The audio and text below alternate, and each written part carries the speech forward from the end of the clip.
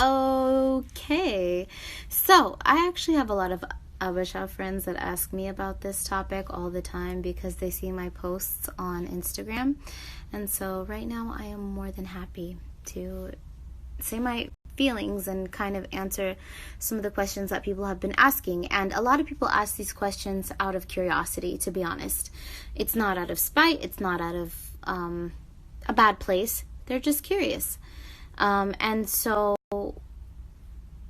this is what I just have to say about it. I feel like Oromo people should not have to explain themselves, in my opinion, over and over again in order for people to understand the abuse and the suffrage that they've been through. Obviously, I know that there are people who do not understand everything that has happened. They are truly ignorant and they want to understand the context of everything that's happened. And that's one side of the...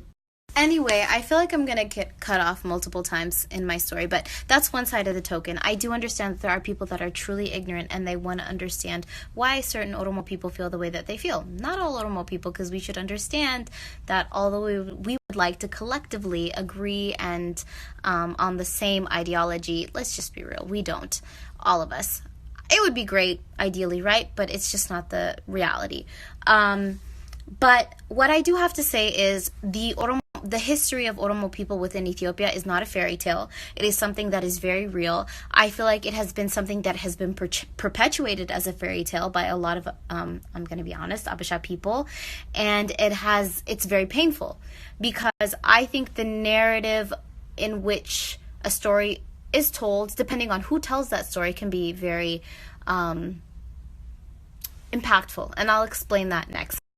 Anyway, so what I meant by what I said last was just like naturally, if you have a position of authority, your opinion is going to be more valued than another's, right? It's just than other people's. It's just natural. Like if you're the president or if you're a pastor or if you're a leader or if you're a teacher or a professor, your opinion is just naturally more validated than another individual's. It has to do with having a position of authority. And let's just be real. Abashas have had a position of authority in Ethiopia for a very long time, which is something that I feel needs to be more blatantly acknowledged. So it's something that I feel definitely needs to be more blatantly acknowledged. It's something that I spend as much of my time thinking about as I think about Black Lives Matter. I think about Oromo Lives Matter just as much. And it really breaks my heart that the Abasha people, or, whatever, my quote-unquote fellow Ethiopian people, that I feel should be thinking about my Oromo people just as much as I am. I know they're not, honestly. It hurts me because they're screaming Black Lives Matter, but they're so hesitant to scream Oromo Lives Matter. And not only that, but they're so hesitant to truly understand why all of these Oromo people are screaming Oromo Lives Matter and why we're talking about our pain and why we're talking about our trials and tribulations and why we're hurting and why we're in pain.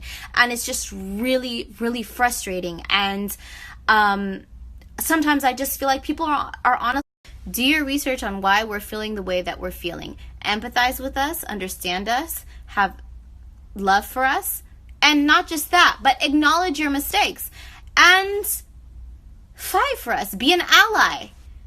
And honestly, that's how we can invoke change. There is no story in the history of the world where there is no success story in the history of the world where the oppressed just conforms to the story of the oppressor and just finds refuge in that, and then we just move forward and everything's great. Because the Bible said, well, I'm a Christian. The Bible says what's in the dark will come to the light. And so I really believe that. So I just think the darkness and the lightness should merge into dusk or dawn, whatever.